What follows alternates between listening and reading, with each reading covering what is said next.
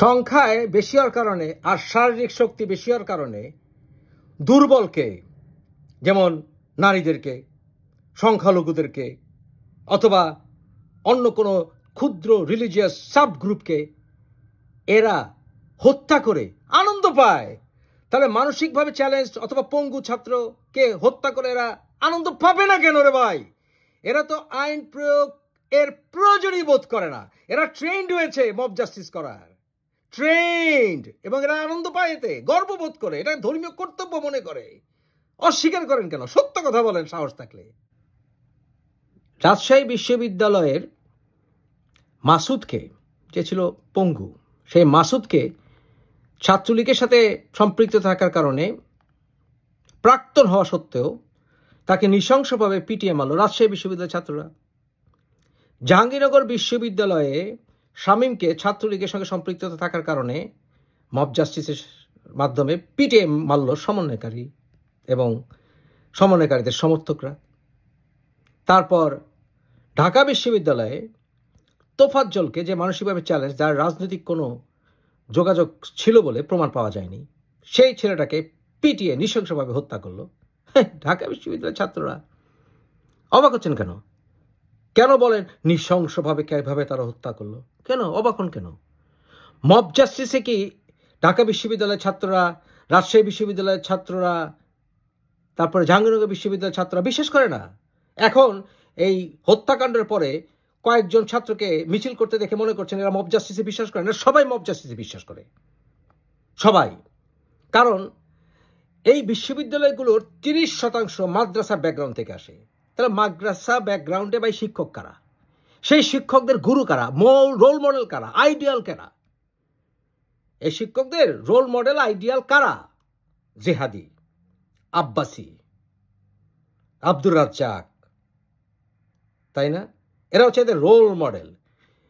তারপরে মিজানুর রহমান আজহারী, জনসমক্ষে ফাঁসি দিতে হবে, এদেরকে গ্রাম ছাড়া করতে হবে, ওই মোল্লা ওই মৌলবী কাফের, আমি ইসলামিক। এখন কি সেই বায়তুল হিকমার ইসলামিক শাসন আছে নাকি? এখন কি সেই ইসলামিক গোল্ডেন এইজের ইসলামিক স্কলাররা এখন এই সকল মাদ্রাসায় পড়ায় নাকি? তারা তো করে ধর্মকে ব্যবহার করে হেলিকপ্টার দিয়ে যাতায়াতের ইসলাম, এবং তারা যাকে তাকে কাফের মুরতাদ ফতোয়া দিয়ে দেয়, গলা কাটার জন্য ওয়াজ করে, ওই হিন্দুকে গ্রাম ছাড়া কর, ওই নাস্তিক ওর গলা কাট, নিজের হাতে ক্ষমতা নিয়ে নেব যদি সরকার বিচার না করে। এরাই হচ্ছে এই সকল মাদ্রাসার ছাত্রদের রোল মডেল, মাদ্রাসার শিক্ষকদের রোল মডেল। আগে আমাদের ইউনিভার্সিটির রোল মডেল কারা ছিল? আমাদের ইউনিভার্সিটিগুলোর রোল মডেল ছিল বিখ্যাত বিশ্ববিদ্যালয়ের প্রাক্তন এবং চলমান প্রফেসররা। আবু সাইদ চৌধুরী স্যার আমাদের কলেজে পড়াতেন, রোল মডেল। রহমান সোমান আমাদের বাবাদের role model. Sirajul Islam Chowdhury sir, এরা ছিল রোল মডেল। আর এখন রোল মডেল আপনি গত 50 বছর স্বাধীনতার পরে কয়জন রোল মডেল শিক্ষক পেয়েছেন? একজন দুজন যারা টক শো পেয়েছেন। এই টক শোর শিক্ষকদের আবার রোল মডেল হচ্ছে আব্বাসী, করোনা ইব্রাহিম, মুখে বলুক বা না বলুক। তাহলে আপনাদের কাছ থেকে কি আশা করতে পারেন বলেন? তারা কি মব জাস্টিসে বিশ্বাস করে না? এই সকল ছাত্র, 30% ছাত্র যারা মাদ্রাসা থেকে পড়ে সেই ইউনিভার্সিটিগুলোতে ভর্তি হচ্ছে, তাদের কাছে তো রোল মডেল হচ্ছে মাদ্রাসার গুরুরা। তাদের মব জাস্টিস শুনে দেখে বড় হয়েছে। যখন দেখলেন তোফাজ্জলকে মাটিতে ফেলে হাতের উপর লাঠি রেখে দুই পাশে পাড়া দিয়ে তাকে হত্যা করা হচ্ছে, নির্যাতন করা হচ্ছে, এইভাবে হাতের উপরে লাঠি রেখে পাড়া দিলে মানুষের জান বেরিয়ে যায়, শিখেছে কোথায়? আগে দেখেনি? আগে দেখেছে, শিখেছে, হয়তো বা করেছেও। তাহলে মব জাস্টিস করা তো তারা শিখেছে রে ভাই, তারা অনুপ্রাণিত। তাহলে অবাক হন কেন মব জাস্টিসে? অবাক হন কেন? ঢাকা বিশ্ববিদ্যালয় যতই দেশের শীর্ষ বিদ্যাপীঠ বলেন না কেন, এখন কিন্তু ঢাকা কলেজ আর ঢাকা বিশ্ববিদ্যালয় দুইটাই গেছে। আমাদের সময় যখন আমরা ঢাকা কলেজের ছাত্র ছিলাম, তখন ঢাকা কলেজের ব্লু কার্ডটা, আইডি কার্ডটা একটু বের করে রাখতাম। কারণ কি জানেন? হাটে, মাঠে, ঘাটে, দোকানে, সব জায়গায় আমাদের এই ব্লু আইডেন্টি কার্ডের একটু কোনা দেখলে আর আমাদের শার্ট দেখলে সবাই বলতো তুমি ঢাকা কলেজের ছাত্র, সম্মান করতো। আর এখন ঢাকা কলেজ শুনলে তুমি কি চোর, আমাকে ঠ্যাক দিবা, কি জন্য আসছো? ঢাকা ইউনিভার্সিটির অবস্থা অনেকটা ওরকমই হয়ে গেছে, ভয় পায় মানুষ, ভয় পায়। আর 30% বাদে যারা 70% তাদের সম্বন্ধে বলি, a man is known by the company he keeps. আপনার জুতা দেখে যেমন আপনাকে আপনার অবস্থা বোঝা যায়, ঠিক একইভাবে আপনি কাদের সঙ্গে উঠা বসা করেন সেটা দেখে বোঝা যায় আপনি কে। সুতরাং 70%-এর বন্ধু হচ্ছে 30% যারা মব জাস্টিসে বিশ্বাস করে, তারা তো তাদের দ্বারা অনুপ্রাণিত হবেই। সুতরাং 30% যখন মব জাস্টিস করে, বাকি 70% তো তাদেরকে সমর্থন প্রত্যক্ষভাবে পরোক্ষভাবে দেবেই।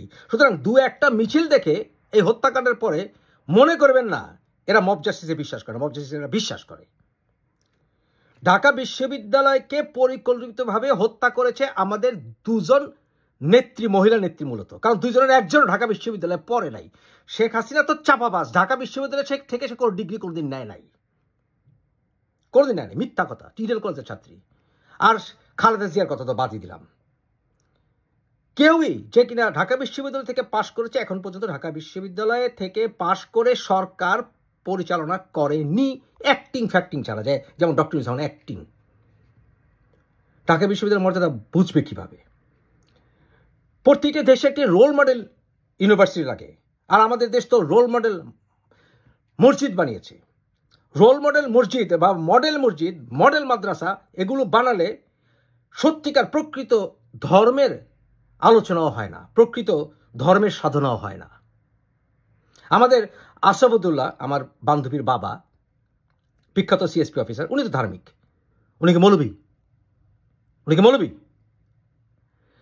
আমাদের সময়ে অনেক বিখ্যাত প্রতিযশা ব্যক্তিত্ব এখনো বেঁচে আছেন। আমাদের বাবার শিক্ষকরা দু একজন বেঁচে আছেন, যেমন রেহমান সোমান, ওনারা তো মুসলিম, ওনারা কি মৌলবী? সুতরাং বর্তমানে এই শিক্ষামান মাটিতে ঠেকেছে। ছাত্রদের একটি ব্রিলিয়ান্ট অংশ চলে যায় দেশের বাইরে, আরেকটি অংশ চলে যায় প্রাইভেট ইউনিভার্সিটিতে। আমাদের ঢাকা বিশ্ববিদ্যালয়ে বিভিন্ন পাবলিক ইউনিভার্সিটির শিক্ষকরা ওই প্রাইভেট ইউনিভার্সিটিতে পড়িয়ে কুল পায় না, আর টকশো করেই কুল পায় না। পরের দিন ক্লাসের জন্য প্রস্তুতি নেওয়ার সময় কই, তারা ফেসবুকে স্ট্যাটাস দিয়ে কুল পায় না, রাজনীতিকে স্ট্যাটাস। আমাদের সময় শিক্ষকরা রাজনীতি নিয়ে কথা বলতো, কিন্তু তাদের কাছে গিয়ে ইন্টারভিউ নিত তাদের অফিসে, ইউনিভার্সিটি টেলিভিশনগুলো। আর এখন তো এত টিভি চ্যানেল, এত টক শো, তাদের পড়ানোর সময় কই? তারা তো পারলে টেপ রেকর্ডিং করে ওই ক্লাসে গিয়ে ওই টেপ রেকর্ডার ছেড়ে দেয়, দরকার নেই তো প্রতি বছর একই পেশাল। এখন কি ঢাকা ইউনিভার্সিটিতে ব্রিলিয়েন্ট স্টুডেন্টরা পড়ে? আসলে এখন কি সম্ভ্রান্ত পরিবারের পোলাপানরা পড়ে? ফ্যামিলি ব্যাকগ্রাউন্ড একটা ইস্যু রে ভাই, যত কথাই বলেন। তাই ঢাকা বিশ্ববিদ্যালয়কে পরিকল্পিতভাবে হত্যা করা হয়েছে। এখন আবার বলে ছাত্র রাজনীতি বন্ধ। ছাত্র রাজনীতি বন্ধ করার কারণেই তো এখন দেশের শিক্ষামানের এই অবস্থা। প্রকৃত রাজনৈতিক চর্চা মারা গেছে। ভিপি নূরের মতো মৌলবী আর আবার অপরদিকে মোসাদের সঙ্গে তাল মিলানোর নেতা বেড়ায়। কারণ কি? প্রকৃত রাজনীতি মারা গেছে। তো আমাদের সময় তো ডাকসু শেষ, এরপরে আর সত্যিকার অর্থে কোনো ডাকসু হয় না। এই ভিপি নূরের ডাকসু, এটা ডাকসু না। আর ছাত্রলীগ বা সরকার লীগ ঢাকা ইউনিভার্সিটি দখল করতে পেরেছিল কেন? কারণ ডাকসু অচল করে দেওয়া হয়েছিল, রাজনৈতিক চর্চা বন্ধ করে দেওয়া হয়েছিল। প্রকৃত রাজনৈতিক চর্চা হয়নি বলেই এরকম নৃশংসতা ছাত্রদেরকে পেয়ে বসছে। কারণ মুক্ত চিন্তার আলোচনা করার মতো পরিবেশ ঢাকা ইউনিভার্সিটি নাই তো। আপনার পদার্থবিজ্ঞান ডিপার্টমেন্টের সামনে কলেমা ঝুলে দেওয়া হয় এবং রাষ্ট্রধর্ম ইসলাম কায়েম করতে চায়, কিন্তু ধর্মনিরপেক্ষতা মানে যে ধর্মহীনতা না, এই বিতর্ক তো ঢাকা ইউনিভার্সিটি হওয়া সম্ভব না। আপনি ঢাকা ইউনিভার্সিটিতে নৃশংসতা আশা করবেন তো কি করবেন? হ্যাঁ, কি করবেন? কি আশা করবেন? মুক্ত চর্চা, মুক্ত আলোচনা? আরে না রে ভাই, এখন এই যে সমন্বয়কারী সরকার লীগ হয়ে গেছেন এখন এরা রাজনীতির চর্চা বন্ধ করতে চায়। কারণ কি জানেন? কারণ সেখানে হিজবুত তাহরির ঢুকেছে, জামাত ঢুকেছে। ওরা গণতান্ত্রিক প্রসেসে বিভিন্ন রাজনৈতিক দলের মুক্ত চর্চা তারা সমর্থন করে না, বুঝেছেন না? তা কি আশা করেন? মব জাস্টিস এরা সবাই সমর্থন করে, যত কথাই বলুক মনে মনে সবাই সমর্থন করে। তারা ঢাকা বিশ্ববিদ্যালয়কে একটা আধুনিক মাদ্রাসা বানিয়েছে। কোমলমতি বয়সেই যখন একটি ছাত্র ওই হুজুরদেরকে হুজুর বলে অভ্যস্ত হয়ে গেছে, আলেম বলে অভ্যস্ত হয়ে গেছে, যে ওরা আলেম, ঢাকা বিশ্ববিদ্যালয়ের শিক্ষকরা সব হচ্ছে কি পাঠশালার শিক্ষক। ওরাই আলেম, তাহলে কি আশা করেন মব জাস্টিস ছাড়া? মব জাস্টিস তো ওরা শিখেছে ছোটকাল থেকে, এবং ওরা যখন বাকি 70%-এর সঙ্গে গা ঘেঁষাঘেঁষি করেছে ঢাকা বিশ্ববিদ্যালয়ে, বাকি 70%-এর উপরে রাবণ হয়ে গেছে, মানে তারাও এখন এটাকে সমর্থন করে। অবশ্যই নৃশংসতার ট্রেনিং তারা ছোটকাল থেকে পেয়েছে। অবাক হন কেন? তাই ঢাকা বিশ্ববিদ্যালয়কে বাঁচাতে হলে ভাই মাল ঢালেন। বিশ্বে সবচাইতে কম এডুকেশনাল খাতে ব্যয় করে বাংলাদেশ, শিক্ষা খাত, স্বাস্থ্য খাত সবচেয়ে কম। কারণ কি, এই মাদ্রাসা আর ভিক্ষাবৃত্তির রূপে ছেড়ে দিয়ে সরকার খুশি। ঢাকা বিশ্ববিদ্যালয়কে রোল মডেল ইউনিভার্সিটি বানানোর প্রয়োজনীয়তা তারা বোধ করে না, যে ছেলেদেরকে স্কলারশিপ দেওয়া দরকার, ইউনিভার্সিটি শিক্ষকদেরকে এমন বেতন দেওয়া দরকার যাতে করে তারা অন্যান্য বিশ্ববিদ্যালয়ে লেকচার দেওয়া প্রয়োজন বোধ করবে না। শিক্ষার মর্যাদা এতে তারা বুঝে না। তারা ওই যে বিভিন্ন মেগা প্রজেক্ট না করে ঢাকা বিশ্ববিদ্যালয়ে টাকা ঢাললেই এরা যে কত মেগা প্রজেক্টের রাস্তা উন্মুক্ত করত ভবিষ্যৎ প্রজন্ম, এটা তারা বুঝেই না। আর সবশেষে একটা কথা কই ছাত্রদেরকে, স্বৈরাচার সরকারের পতনের এত সময় নিলা কেন তোমরা? হ্যাঁ, শেখ হাসিনা স্বৈরাচার, এরে ফালাইতে এত সময় নিলা কেন? বরঞ্চ এইটা কও, বাংলাদেশকে তো অনেক আগের নেতৃত্ব দেওয়ার দরকার ছিল। যদি সুষ্ঠু দলীয় রাজনীতি করতাম বহু তাকে ফালাই দিতে পারতা, কারণ সারা বাংলাদেশে তোমাদের নেটওয়ার্ক থাকতো, তাই না? ট্রিক করে ফালানোর দরকার ছিল না। ট্রিক করছো তো হিজবুত তাহরির নিয়া, যদিও শেখ হাসিনার বিরোধী আমরা, কিন্তু ট্রিক কিন্তু করছো। যাজ্ঞা বুঝবানে কইছো না যে এই মুহূর্তে দরকার সামরিক সরকার। সামরিক সরকার আমরা ফালাইছিলাম 8 বছর লাগায় এরশাদরে। সামরিক সরকার কি আর বিজিবির বুটের বাড়ি কি বুঝবা? আমরা বিডিআর লাথুসটা খায়া বছরের পর বছর সেশন জামের শিকার হইয়া ইউনিভার্সিটি অনির্দিষ্টকালের জন্য বন্ধ ঘোষণা করার পরেও সংগ্রাম চালাইছিলাম, নতুন বাংলার ছাত্র সমাজকে ফেস করছিলাম, গুলি খাইছিলাম আমরা, আমাদের বহু বন্ধু বান্ধব মরছে 8 বছরে। এই মুহূর্তে দরকার সামরিক সরকার। ওই জামাতের মতো, জিয়াউলকের মতো মনে করো ওদের ধৈরা তোমরা সামরিক বাহিনীর পা চাইটা তোমরা সামহা ফয়দা নিয়া সরকার থাকলে খুশি না? সমন্বয়কারীর মতো ওই সমন্বয়কারী হয়েছে একজন না? বুঝবানে কি মজা সামরিক শাসন যদি আসে, কত বছর লাগে তখন ফালাইবা, তখন দেখবেন, তখন বইল যে তোমরা বিপ্লবী ছাত্র জনতা তৈরি করতে পারছো। এত বড় বড় কথা কয়ো না, বড় বড় কথা মুখ সামলে কয়ো। সামরিক বাহিনীর সঙ্গে ফাইট করা প্রয়োজন হইতেও পারে সামরিক শাসনের বিরুদ্ধে, যদি ওয়াকার আইসা পড়ে। এত ফাল পাইল না। ইচ্ছা করে গলা টিপে ঢাকা বিশ্ববিদ্যালয়কে হত্যা করা হয়েছে। ইন্না লিল্লাহি ওয়া ইন্না ইলাইহি রাজিউন ঢাকা বিশ্ববিদ্যালয়।